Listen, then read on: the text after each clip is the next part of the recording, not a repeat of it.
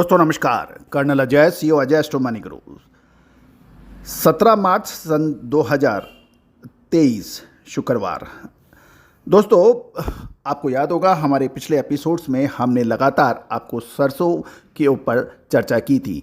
जानिए पूरी रिपोर्ट आगे की सरकारी खरीद और दूसरी समाचारों के लिए। दोस्तों नमस्कार। Colonel Ajay, CEO Ajay Astro Money Group, first global astro finance digital channel, 42 commodities 5 market पर अपडेट देने वाला देश का पहला चैनल। दोस्तों हम वर्तमान ही नहीं भविष्य का भी करते हैं सटीक आकलन। दोस्तों आपको याद होगा हमने आपको एक दिन पहले ही देश में मौसम खराब होने का अग्रिम अनुमान दिया था। वो सत्य साबित होता नजर आ रहा है और देश के विभिन्न हिस्सों में तेज बरसात और ओलावृष्टि के समाचार मिल रहे हैं। इसका विशेष एपिसोड हम जल्दी आप तक पहुंचाएंगे। दोस्तों आपको याद होगा कि ऑल इंडिया रवि तिलहन कॉन्फ्रेंस जो जयपुर में आयोजित हुई थी 12 मार्च को, उस वक्त हमने सरसों में पुरजोर शब्दों में तेजी की भविष्यवाणी टेबल ठोक के की थी और यही कहा था कि इसकी तेजी कोई रोक सके तो रोक के दिखा दे। दोस्तों उसकी वीडियो क्लिपिंग भी हम आपको दिखा रहे हैं हमारे इस शो में भी। बातें चल रही जो व्यक्ति हमसे परिचित है आज colonel Ajay Astro Money Group, हमने हमेशा से एक रुख पे बात की है। वो रुख है जो आप सबके दिल में है, पूछना चाहते हैं, बातचीत करना चाहते हैं, शेयर करना चाहते हैं। आगे में सरसों तेजी है मंडी। कुल मिला के 2 चीज बोलता हूं, बहुत शॉर्ट में बोलूंगा मैं। एक, डिमांड एंड सप्लाई के ऊपर कभी भी भाव नहीं चलते। ये इकोनॉमिक्स का पहला एक फॉरमोस्ट सबसे छोटा बिंदु है। यदि डिमांड पिछले साल सरसों 8800 का भाव था तो ऐसा नहीं था कि उत्पादन 50% से कम था या डिमांड 50% से अधिक थी। आज सरसों 50 यानी 5,000 के आसपास जाती है। पहला पॉइंट। दूसरा पॉइंट जो मैं आपसे कहना चाहता हूं कि सबसे महत्वपूर्ण कमोडिटी है एडिबल ऑयल। इसकी जो एमएसपी फिक्स है, एमआरपी के अंदर वेरिएशन है। जिस प्रकार गोल्ड है 24 कैरेट, 22 कैरेट, 20 कैरेट, 18 कैरेट सबके भाव हैं, सबकी प्योरिटी है, उसके हिसाब से एक स्टैंडर्ड भाव निकलने चाहिए। चाहे मोपा निकालें, चाहे गवर्नमेंट निकालें, चाहे एसोसिएशन निकालें, सब उस हिसाब से होना चाहिए। तीसरा चीज जो सबसे महत्वपूर्ण जो आप लोग जानना चाहते हैं, बातचीत करना चाहते हैं, सरसों में तेजी है मंदी। देखो पिछले साल सोयाबीन पे हमने बात की थी, कॉटन पे बात की थी। आज आप सबके सामने मैं एक बात बोलना चाह रहा हूं, मैं अपना मत दे रहा हूं। पिछली बार भी काफी विरोध हुआ था, बाकी एग्जैक्टली सेम हुआ था। एक पुरानी कहावत है, यदि फसल के टाइम बाजार गिर जाए और फसल के टाइम बाजार चढ़ जाए, यदि फसल के टाइम बाजार चढ़ जाते हैं तो बाद में बुरी तरह से पिटाई होती है, जैसे पिछले साल हुई थी। आप मेरा मतलब बिल्कुल स्पष्ट समझ गए होंगे। इस बार फसल के टाइम बाजार गिरे हुए हैं तो आगे आने वाले टाइम के अंदर बाजार तेज होंगे, ऐसा मेरा मानना है। इसमें कोई इफ एंड बट 99%, 100%, 200% नहीं है, ये मेरा मत है। अब आप तारीख नोट कर लीजिए। आप लोग तारीख नोट करिए। आप लोग सब शायद कागज पेन से लेके बैठे हैं, नहीं बैठे हैं मुझे नहीं पता, लेकिन मोबाइल में नोटपैड सबके पास होगा। लिख लीजिए, लिख लीजिए। जानना चाहते हैं तो हाथ खड़ा करिए। हाथ खड़ा कीजिए। पीछे वाले नहीं जानना चाहते क्या? ऊपर वाले चाहते हैं जी। ऊपर वाले चाहते हैं जी। Okay done. अब मजा आया। 22 तारीख, 22 मार्च, हफ्ता 10 दिन आगे पीछे, सरसों के भाव चढ़ने से कोई रोक सकता है तो रोक ले।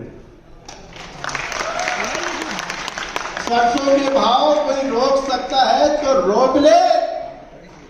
5 से 7 दिन आगे पीछे बोलता हूं और अप्रैल मई के अंदर देख लेना। दोस्तों विश्लेषण क्या है, आकलन क्या है जो समय से पहले आपको बताए। घटना घटने के बाद, तेजी या मंदी आने के बाद यदि आपको कोई विशेष आकलन देता है या आंकड़े प्रस्तुत करता है तो वो एक समाचार होता है, विश्लेषण नहीं होता है। दूसरा विश्लेषण दो लेवल ऊपर और 2 लेवल नीचे के हम बात करें कि ये सपोर्ट लेवल है, नीचे जाएगा तो और इतना नीचे जा सकता है, ये रेजिस्टेंस लेवल है, इतना और ऊपर जाने पर ये और ऊपर जाएगा, ये भी विश्लेषण नहीं होता। अगर मगर तो के साथ जो भी विश्लेषण है वो विश्लेषण नहीं होता है। विश्लेषण कोई भी टेक्निकल फंडामेंटल या एस्ट्रोलॉजर करता है तो उसको अपनी एक बात पे कायम रहना पड़ेगा। ये मैं नहीं कहता कि वो 100% सत्य होगी, क्योंकि जिस प्रकार कोई भी बल्लेबाज हर मैच में सेंचुरी नहीं बना सकता, उसी तरह से सभी आकलन, सभी विश्लेषण 100%, 100% सही हो ये आवश्यक नहीं है। लेकिन जो भी आकलन करे वो निश्चितता के साथ होना आवश्यक है। सरसों पर देखिए हमारे वक्तव्य के बाद में, जबकि देश के सभी मार्केट विशेषज्ञ, एसोसिएशन के पदाधिकारी आदि सभी ने सरसों के अंदर शानदार उत्पादन की बात कही थी और कुल मिलाकर गिरावट की बात ही सामने नजर आई थी। लेकिन पूरे सम्मेलन में हमने सिर्फ एक ही बात कही थी कि हमें तेजी नजर आ रही है और देखिए सरसों के अंदर लगातार सुधार देखा जा रहा है। अब खबर निकल के आ रही है कि राजस्थान में गेहूं बिक्री के लिए 15 मार्च, सरसों चने के लिए 25 मार्च से पंजीयन शुरू हो गए हैं। 20 मार्च से गेहूं और 1 अप्रैल से सरसों एवं चने की सरकारी खरीदी शुरू होगी। मध्य प्रदेश में 25 मार्च से नाफेड चना, मसूर और सरसों की एमएसपी पर खरीदारी शुरू कर देगा। दोस्तों, नाफेड द्वारा मध्य प्रदेश में चना और मसूर की बिक्री बंद कर दी गई है और जब ये शुरू होगी हम आपको तुरंत अपडेट देंगे। सरसों की खबरों के अंदर भी लगभग 100 रुपये से 250 रुपये के बीच में सुधार देखने को मिल रहा है और मौसम की खराबी के कारण सरकार की खरीदारी शुरू होने से पहले ही सरसों की गिरावट पर लगाम लग गई है, जिसका पूर्वानुमान हमने सबसे पहले 12 मार्च सन 2023 को खुले मंच पर दिया था। साथ साथ कपास या खली की भी डिमांड सुधरने से मिलों की खरीदारी घटे भाव पर निकलने के समाचार मिल रहे हैं। हालांकि अभी भी सरसों की तेल की डिमांड पर भी एक प्रश्न चिन्ह लगा हुआ है। राजस्थान, मध्य प्रदेश के कई जिलों में बारिश होने से सरसों की फसल पर खतरा मंडराने लगा है और राजस्थान के बारा मंडी में कल मौसम को देखते हुए बंद घोषित कर दिया गया था। 18 मार्च तक सरसों में अब धीरे धीरे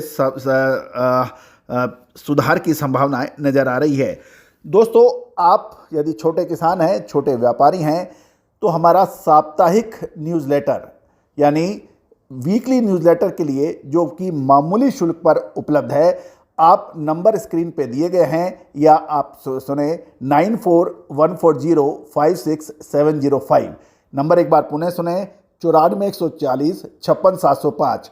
इस पर साप्ताहिक न्यूज़लेटर आपको मामूली शुल्क पर, वार्षिक शुल्क पर उपलब्ध हो सकता है। इसमें एग्रो कमोडिटीज़, स्टॉक मार्केट और एमसीएक्स के कमोडिटीज़ के ऊपर साप्ताहिक छोटी सी अवधि के लिए आप तक हमारा विश्लेषण पहुंच सकता है। आप जुड़ने के लिए व्हाट्सएप पर वीकली न्यूज़लेटर या साप्ताहिक न्यूज़लेटर लिख के व्हाट्सएप करें, हम आवश्यक प्रक्रिया पूरी करेंगे।